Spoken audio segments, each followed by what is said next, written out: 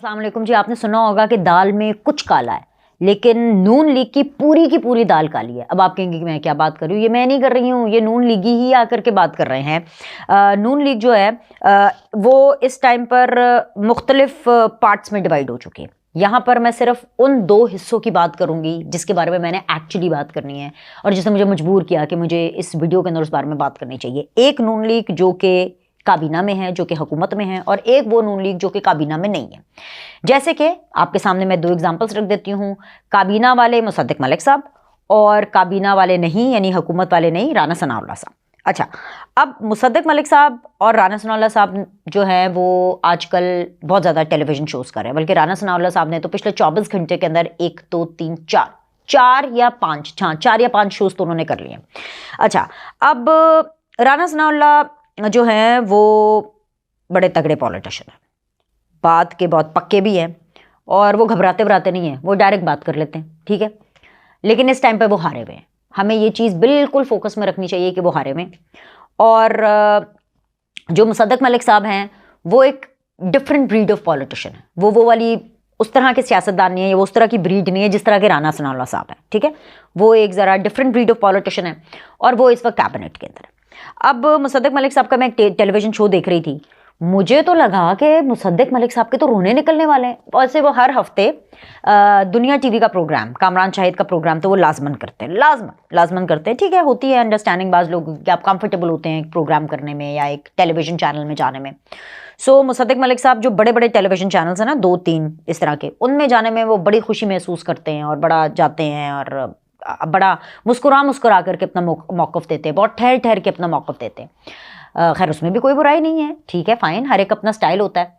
लेकिन अब वो जो मौक़िफ़ दे रहे हैं, मैं उनका वो इंटरव्यू देख रही थी और उसके अंदर जो उन्होंने अपना पॉइंट ऑफ व्यू दिया, यूँ लग रहा था रो रहे हैं, लिटरली वो पाँव पड़ने वाले हैं सुन्नी इत्तेहाद पीटीआई इमरान खान वालों के, कि हम तो, हमारी तो कोशिश है कि हम उनके साथ किसी तरह उनको एंगेज कर ले, हमारी तो कोशिश है कि हम उनसे बात कर ले, हमारी तो कोशिश है कि हम ये कर ले, कोशिश, बात कर ले, ये कर ले। मतलब वो तो इतने हारे हुए, उनकी शक्ल देख करके लग रहा था कि ये कैबिनेट के मिनिस्टर नहीं लग रहे मुझे।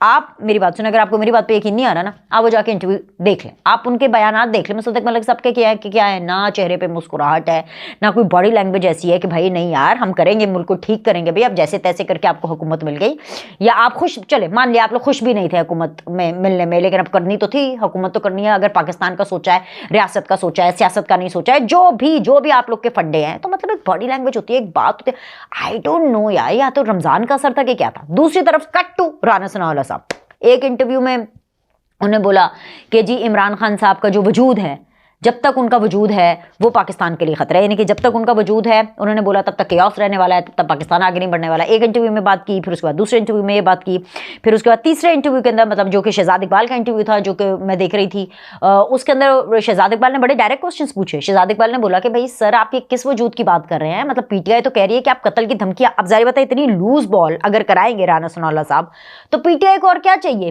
पीटीआई तो चाहती ही यही है कि नेगेटिव रिपोर्टिंग हो और ऐसी खबरें आए कि जी इमरान खान के कत्ल का मंसूबा, इमरान खान को कत्ल करना चाहते हैं, इमरान खान को कत्ल करने की साजिश, इमरान खान को कत्ल करने का प्लान। इमरान खान और कत्ल, ये तो पीटीआई वाले ऐसे, कौमे यूथ ऐसे इन दोनों लफ्ज़ों को जोड़ती है जैसे कि ये अपनी कुंडली में लिखवा कर आए थे कि इमरान खान और कत्ल। कोई भी डिक्शनरी होगी ना, इसमें ये लफ्ज़ एक ही लाइन में, एक ही माला के अंदर परोया जाएगा, ठीक है। मुझे तो लगता है कि कोई और बोले या ना बोले, यूथियों को ही ज्यादा शौक है, कत्ल, मार दिया, गोली चल गई, पता नहीं ये कैसी मोहब्बत है इनकी अपने कप्तान के साथ, अपने लीडर के साथ, कि जहां पे इमरान खान का नाम आएगा वहां पे कत्ल, साजिश और प्लान और घनौनी साजिश और घनौना प्लान और इस तरह की वो बातें। Why they add so negative attributes to their leader, आप ये खुद ही देखें। अच्छा, अब राना सनाउल्लाह, ये कोई, अब मैं क्या बोलूं, मतलब मैं कोई ऐसा लफ्ज़ इस्तेमाल नहीं करना चाहती, खामखा मेरे प्रोड्यूसर ने एडिट कर देना है। ये कोई अगर दिमाग से फारिग भी बंदा होगा ना, वो भी समझेगा कि राना सनाउल्लाह ने कौन सा कहा है कि जी मैं बंदूक पकड़ के शूट कर दूंगा। ऑफ कोर्स ये सियासी वजूद की बात हो रही है। उसके बाद शहजाद इकबाल के प्रोग्राम में उन्होंने 8 मिनट एक्सटेंसिवली, 30-32 मिनट का प्रोग्राम होता है, ठीक है, उसके अंदर 8 मिनट राणा सनाउल्लाह कह रहे भाई ऑफ कोर्स सियासी वजूद की बात हो रही है। अब अगर पीटीआई वालों के अंदर वो सियासी सेंस ही नहीं है,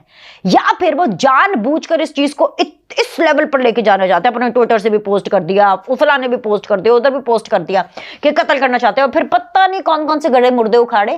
क्या वो जो इमरान खान साहब को वो जो हवाई 4 गोलियां लगी थी ना, मैं इसलिए बोल रही हूँ हवाई 4 गोलियां, क्योंकि उनके डॉक्टर ने, जो डॉक्टर फैसल हैं, जो कि इमरान खान साहब के ट्रस्टवर्दी डॉक्टर हैं, ठीक है, उन्होंने तो कहा था कि छर्रे लगे हैं। उन्होंने तो ऐसा कुछ नहीं बोला यार, 4 गोलियां अगर होती हैं, और फिर वो पता नहीं किसने बोला था कि शलवार में से 4 गोलियां गुजर गई, किसी की यहां से 4 गोलियां गुजर गई। वो जो भी हवाई 4 गोलियां लगी थी, उसका भी जो वो मुकदमा दर्ज कराना चाहते थे डर्टी हैरी और शहबाज शरीफ और राणा सनाउल्लाह, यू नो, असल में तो कत्ल करने की इमरान खान को क्या कोशिश की गई, जो जेल राणा सनाउल्लाह ने काटी, जो भोंडा इल्जाम इमरान सरकार के टाइम पर राणा सनाउल्लाह पे लगा, जिसकी अल्लाह को जान देनी है और अल्लाह को हाजिर नाजिर कहकर हम कहते हैं, क्योंकि जान तो अल्लाह को देनी है, वो शहरियार आफरीदी साहब, जी बिल्कुल बिल्कुल, वो जिस तरह से बड़ी बड़ी बातें कर रहे थे कि जी हीरोइन पकड़ी गई राणा सनाउल्लाह से और इतने ड्रग्स और पता नहीं क्या, और जिस तरह से उनको जेल में रखा हुआ था डेथ सेल में, और जिस तरह से उन्होंने इतना टॉर्चर किया राणा सनाउल्लाह के ऊपर, ये लोग राणा सनाउल्लाह को कत्ल करना चाहते थे। भाई कमाल है उस आदमी की, राणा सनाउल्लाह की, जो जेल से बाहर आकर के, जेल में रह करके भी, या उनकी बेगम ने भी कभी ये कहा हो कि ये कत्ल करना, इमरान खान कत्ल करना चाहते हैं। ये पीटीआई वाले जरा सी कोई बात होती नहीं, कत्ल कत्ल कत्ल। अच्छा जी, राणा सनाउल्लाह भाई सियासी वजूद की बात कर रहे हैं। राणा सनाउल्लाह, हाँ अब ये जरूर कह सकते हैं, ये जरूर कह सकते हैं, जो कि मैं भी अभी कहने जा रही हूं, कि राणा सनाउल्लाह ने भी ये इस बात को तस्लीम किया कि इमरान खान जेल में होकर के भी इस पूरे निजाम पर, इस पूरे सिस्टम पर, इस पूरी हुकूमत पर भारी है। क्योंकि वो कह रहे हैं नहीं भाई इमरान है, पूछा कि वो जेल में है भाई, निशान भी ले लिया, कुछ भी नहीं है किधर है, उसने कहा नहीं भाई वो है, सहूलतकारी भी है, फैन क्लब भी है, एंड वो मेंटालिटी भी है। सो बजाय इसके कि इस पार्ट के ऊपर ज्यादा फोकस किया जाता, वो जी कत्ल की धमकियां और पता नहीं क्या हो गया क्या नहीं हुआ। भाई ये सियासी वजूदों की बात हो रही है। और राणा सनाउल्लाह ने फिर ये भी बात की थी, अगर इशू बनाना है तो फिर इस बात का बनाया ना, फिर अगर डिस्कशन होनी है तो इस बात की डिस्कशन होनी है कि राणा सनाउल्लाह ये कह रहे हैं कि भाई वो मुनीब का शायद शो था गालिबन, क्योंकि बैक टू बैक उन्होंने इतने इंटरव्यूज दिए, पता नहीं ये बात उन्होंने मुनीब के शो में की है कि शहजाद इकबाल के शो में किया, आई डोंट नो, लेकिन 3-4 इंटरव्यूज में एक उन्होंने ये भी बात की कि उन्होंने कहा कि जी इस्टेब्लिशमेंट के साथ, फौज के साथ जो मामला इनके इसलिए ज्यादा खराब हुए थे क्योंकि डू मोर का मुतालबा कर रहे थे ना इमरान खान साहब। इमरान खान बार बार कह रहे थे फौजियों को कि मुझे ऑपोजिशन का, क्योंकि खुद हुकूमत में थे इमरान खान साहब, जब वो हुकूमत में थे तो वो general Bajwa, general Faiz, establishment agencies, जो जहां भी उनका फैन क्लब था, जहां भी उनकी अंडरस्टैंडिंग थी, जब सेम पेज था, तो वो यही मुतालबा करते थे कि जो मेरी ऑपोजिशन यानी नून लीग और पीपल्स पार्टी, इनका वजूद खत्म करे।